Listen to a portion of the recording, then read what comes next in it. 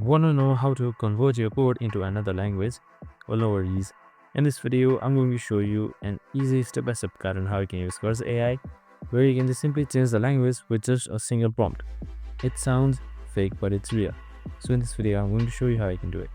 So first things first is simply open up your Cursor AI application. So we have also created similar videos regarding Cursor AI, so make sure to watch it.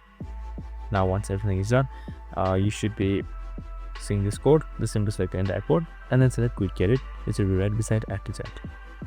So now once you have selected quick edit right here, you should be seeing your prompt box popping up. Now just simply type in this.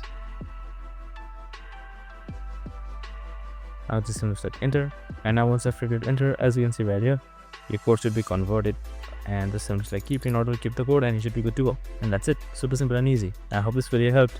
If it did, make sure to like, subscribe, and share with us for more of these videos. See you in the next one.